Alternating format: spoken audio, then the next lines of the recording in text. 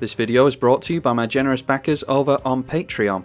If you'd like to support the channel and get cool perks like access to the Discord, seeing the videos a week before anyone else, or an entire video dedication, then feel free to check out my Patreon. The link's in the description below.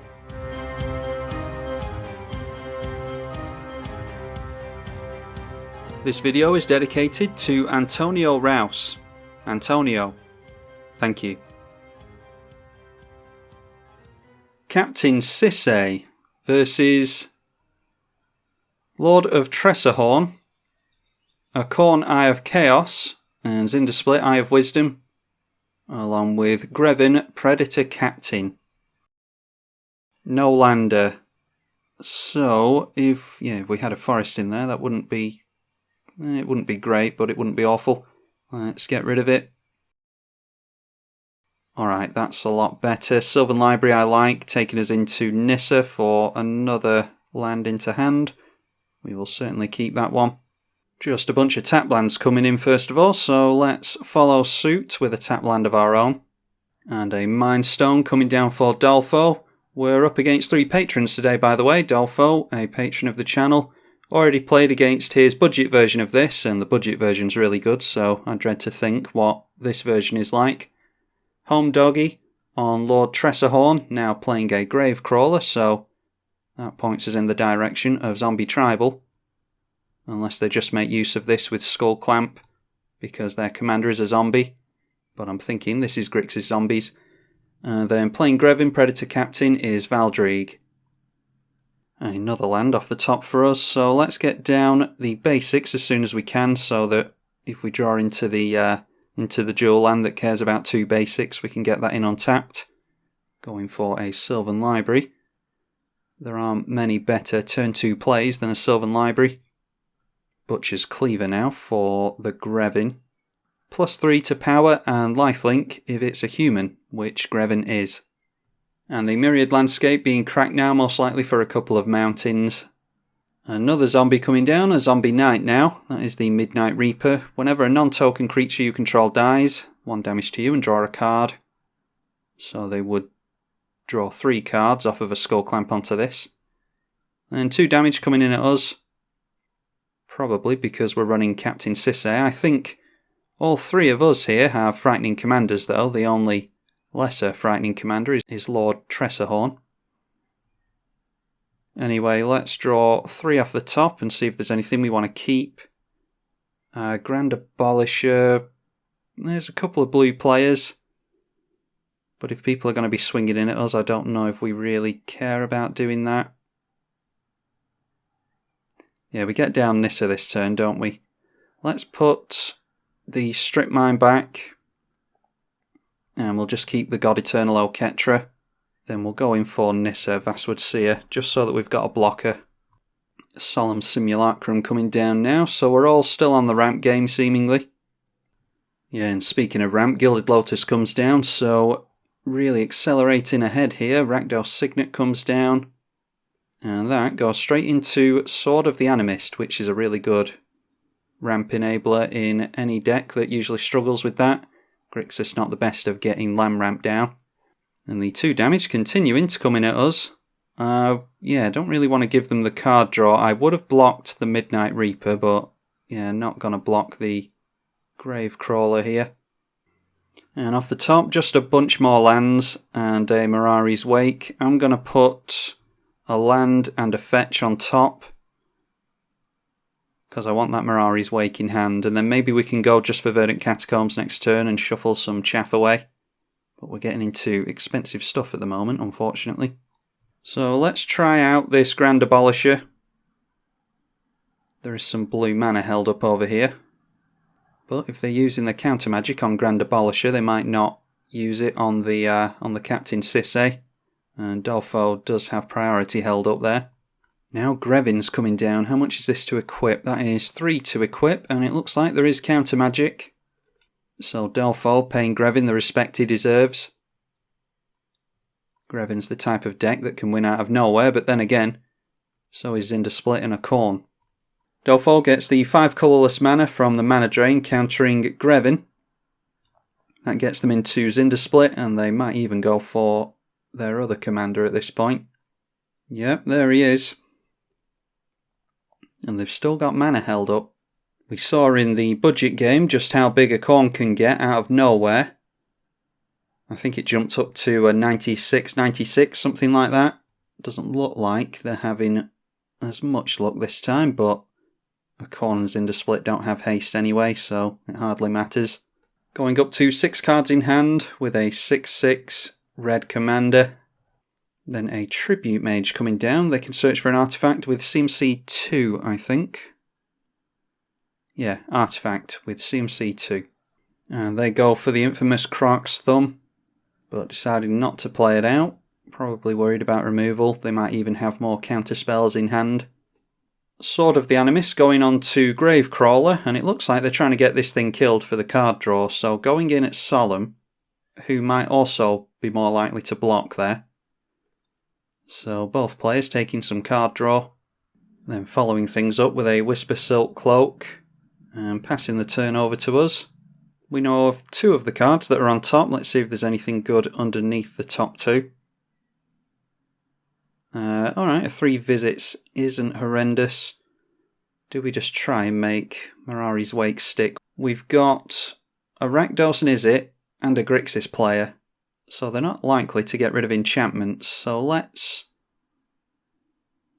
yeah, we'll just go Mirari's Wake, so we'll put the Plains and the 3 visits on top, and we'll shuffle those away. Get down the Mirari's Wake, and we're doing some slow setting up, but if we can make the Mirari's Wake stick, as well as the Grand Abolisher, then we should be off to the races. I'd like to get into some kind of haste for our commander so that we can tap her down as soon as she comes in. More ramp in Arcane Signet, and a Mind Stone as well. Then going in for Felden of the Third Path with a Solemn in the bin. And now Dolfo getting down that scary Krark's Thumb. So they should be able to make their Okaun a big threat now. We've all got a blocker though. Red does have means of giving trample, but obviously Dolfo needs to have that in hand. They are quite likely to draw into something like that, some kind of evasion. Unblockable from blue or something like that with their Zndrsplt. These 2 are a lethal combination. But luckily for us, it only jumps up to a 12/12 and doesn't look like it's going to have any kind of evasion. It comes in at us. I think I would do that if I was in Dolfo's position. We're just going to be blocking with Nissa. Definitely want to keep Grand Abolisher in play with blue players at the table. Fiery Gambit going on Grand Abolisher. Flip until you lose a flip, or choose to stop flipping. If you lose, it has no effect. If you win, it deals 3 damage to a target creature. 2 or more is 6. And 3 or more is draw 9 cards and untap all lands you control. Oh, unsurprisingly, it did nothing there. They must have lost some flips in a row. Yeah, that's really surprising. But lucky for us, definitely want to keep the Grand Abolisher. Oh, World at War. Ugh. That means that this thing is going to come back in at us most likely, forcing us to block with Grand Abolisher. And look at all those on the stack. So Dolfo's going to draw a bunch of cards, and their commander jumps up to a 1,536 power and 1,536 toughness creature. Does have 3 points of damage on it though. Not that that's of any relevance. And yep, coming back in at us, luckily, looks like there is no evasion. And they've only got 1 blue mana held up, but a bunch of cards in hand. We obviously have to block here.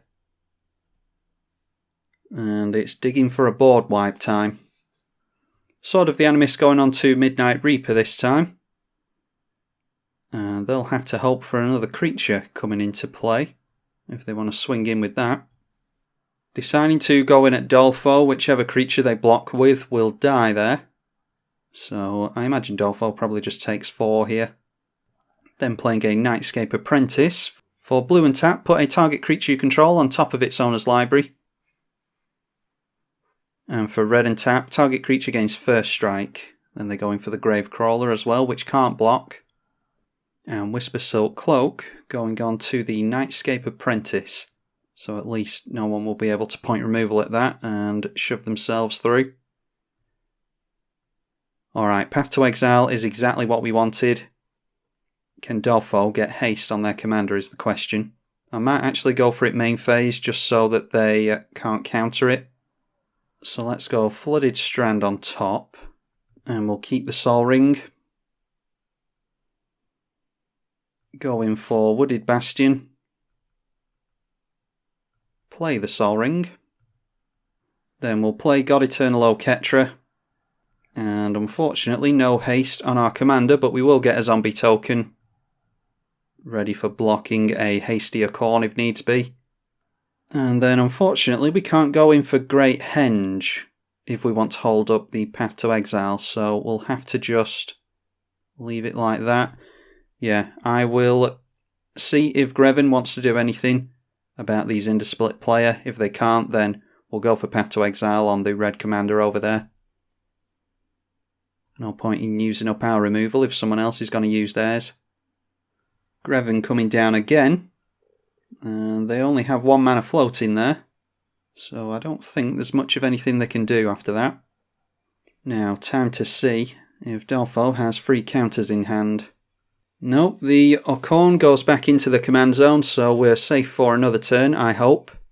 And the World at War triggers, so there will be an additional combat step, which does mean that Zndrsplt will draw a bunch of cards, but at least their commander's not going to end up with 1500 power. Okaun coming straight in again, time to see if there's any haste for that. Haste and evasion will surely spell the end for us. Then a Stitch in Time. If you win the flip, take an extra turn after this one, so that's likely a 3 mana extra turn card. Already jumping up to a 6/6, and combat hasn't even started yet.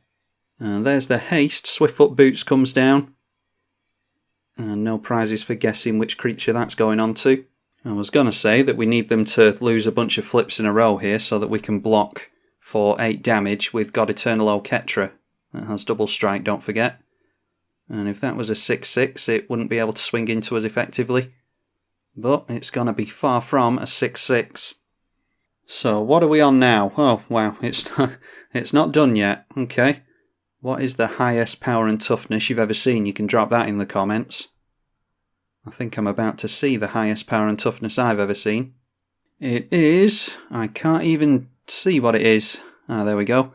It is a 786,432 power, 786,432 toughness commander. That ought to do a nice bit of commander damage to whoever they're swinging in at. And they're probably just coming straight in at us again. They could swing in at Home Doggy and take them out, but not swinging in at all, surprisingly. Yeah, they could have forced them to block there, and then swung in over here again and taken them out of the game. But not attacking at all. They have an extra turn after this, don't forget. Oh, I forgot all about the World at War, so they've got another combat step within the same turn. So yeah, they could have taken out Home Doggy this turn. Alright, so now what are we on? It is 3,145,726 power and toughness. Over 3 million. Yeah, there we go. Beat that. But still, deciding not to swing in. So they'll take their extra turn. Don't know why they're not swinging in. Okay, now a Mana Geyser, which allows them into a Thran Dynamo. They've got 12 mana floating and 27 cards in hand, 49 left in the library. And there we go. Cyclonic Rift always feels bad. I'm just hoping that they can actually go on to take all of us out here. If they're running extra combats and extra turns, then hopefully they can get it done quickly. Okay, so this time they're going straight in at Valdrieg. That is a 192 power and toughness Okaun, which will take them out to commander damage. And it's just a case of seeing if they've got an extra turn card or an extra combat step to go for. Chandra's Ignition is target creature you control deals damage equal to its power to each other creature and each opponent. And yeah, they had to go into combat first and take Valdrieg out in order to get the power up. So yeah, Chandra's Ignition, I use that in Italy. Chandra's Ignition is a very good and very underplayed card. Hopefully you all enjoyed that one. That was a very potent and very capable deck that Delpho's built. Like I said, hopefully you all enjoyed it. Be sure to leave it a thumbs up if you did. I'm tribalkai on the EDH channel. Thank you for watching.